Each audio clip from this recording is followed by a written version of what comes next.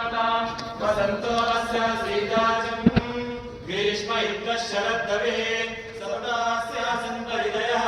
त्रिसप्तः समिधकृताः देवाय दिग्नन्दन्वानाः अवध्नं पुरुषं पशुं